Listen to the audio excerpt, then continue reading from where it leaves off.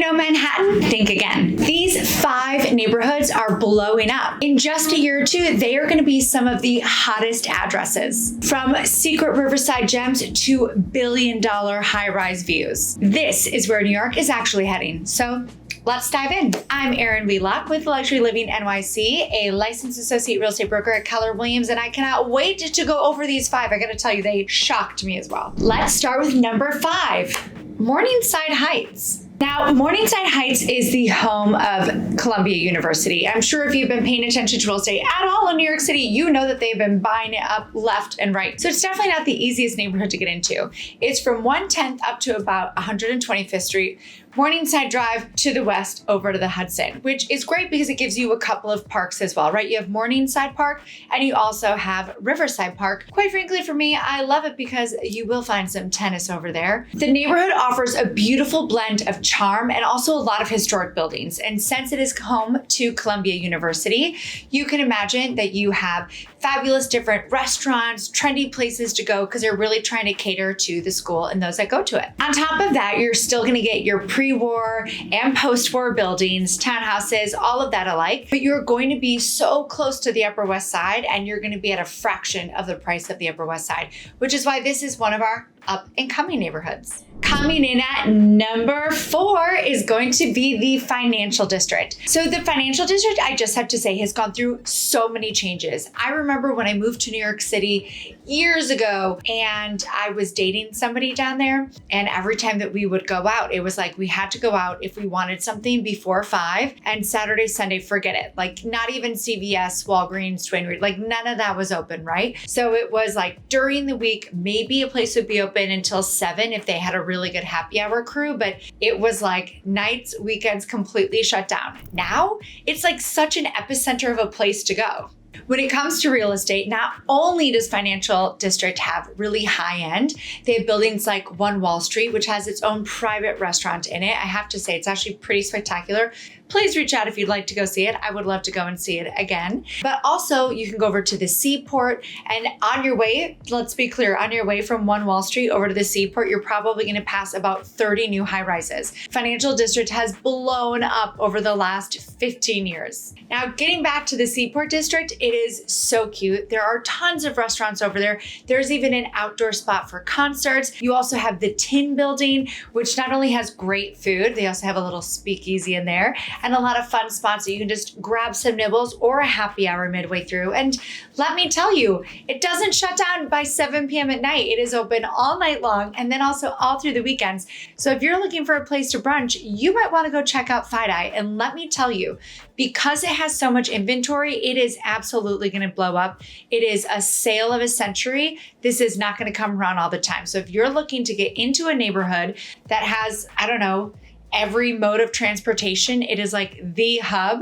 you definitely want to make sure that you are checking out Financial District. Number 3 for up and coming neighborhoods in Manhattan is going to be Hudson Yards. Now, I know if you just watched our episode where we went over the most expensive neighborhoods in Manhattan, you'll know that Hudson Yards was number 1, which honestly speaking, absolutely blew my mind. But the truth is, it has a long way that it can go and a long way to grow. Hudson Yards is one of the largest private developments in U.S. history. There's been over $25 billion put into this. It has some awesome attractions like the Shed. I know the Equinox Hotel is over there. Shout out Electric Lemon. Go get there, it's cute, it's city. It also has a fantastic mall with a lot of high-end spots there. But the nice thing about Hudson Yards is it still has a long way to go. Yes, it's been built a lot, and our retail is starting to come back in New York City. So as the retail comes back more and more and is filling up those buildings, what do you think is next? Everyone that's going to want to live in the residential building. And there will be more development, more conversions over in that area. But I got to tell you, in a couple of years, I think it will be a shock to no one if Hudson Yards is still the number 1 most expensive neighborhood to live in Manhattan. So get in while that too is on a discount, especially because you're so close to the West Side Highway. You can blitz out easily in a car. You have a helipad over there for those of you that like to heli over to the Hamptons. I get it. It's so much easier. Why wait in traffic? Also, I know you don't always think about it when you think of Hudson Yards because you're thinking, wow, this new development that's being built over Train Yard. Yes, that's true, but it also has a lot of green spaces.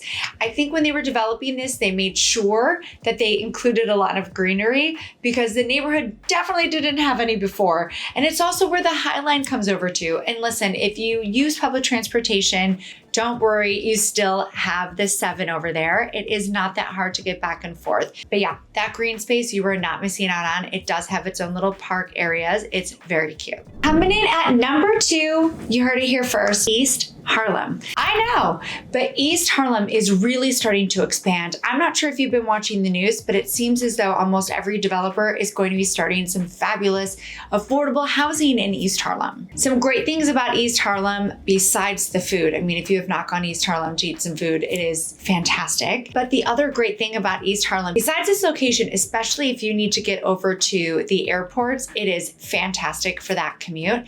Not as much Newark, but JFK or LaGuardia, it's going to be great for that type of a commute. But it also has such a close proximity to Central Park. You also have the park on the East River now. I mean, it really is a special place, and I love how much money they're putting into affordable housing there. So something that I'm excited about is we know the more housing and residential that goes into an area, the more commercial things are going to come, right? And if you know East Harlem, you already know that it is super culturally diverse. They have a lot of different things for the arts there, which I just love. And they just have a vibrant art creative scene. So I'm excited for more of that to come to the neighborhood as more buildings are being built. Just a few shout outs. You have the Sendero Verde coming. The Beacon is being reimagined. It's going to have 282 units. And actually something special, 15% of it is going to be set aside for formerly homeless people. So there's a lot of great stuff happening. They're revitalizing the area. We know when that starts, other things come. And again, I'm so looking forward to that creative scene just expanding and growing. Last but certainly not least, and yes, I do consider this part of Manhattan. Why not? Roosevelt Island.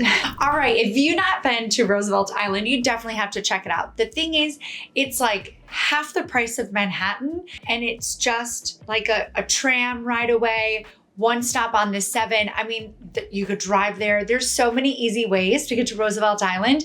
And I really think it's going to blow up. It is starting to be now what Wall Street was 8-ish years ago, 5 to 8 years ago, I would say. They're just now starting to experience more of that commercial stuff coming into place. So while it may have started sleepy, kind of like Financial District, it's really starting to wake up. I know previously there was absolutely nowhere to go. Now I've even gone out there to go up to rooftops and have drinks. I mean, what is happening with Roosevelt Island? It's also fantastic. It is the home of Cornell Tech. So there's more residential being built over there as well to house people for that. They have a lot of green spaces, playgrounds, waterfronts. I mean, and let's be honest, you have amazing views from basically all of Roosevelt Island. You can see like the Domino Sugar Factory, you can see Queens, you can see that waterfront being built up. You can also just take a little look to your west side and watch Manhattan. I mean, it is such a fabulous little spot when it comes to views. And since there's so much being developed there, you get a lot of new buildings that are coming up as well. So you might be able to get that new development home at a fraction of the price. It is definitely an up and coming neighborhood to keep your eyes on. If you've been open to exploring it, you might want to get in before the prices go up. Oof. All right. Well, thank you for riding to the future with me. What neighborhood did I miss? What do you think is going to be one of the next up and coming neighborhoods? Be sure to drop it in the comment box below.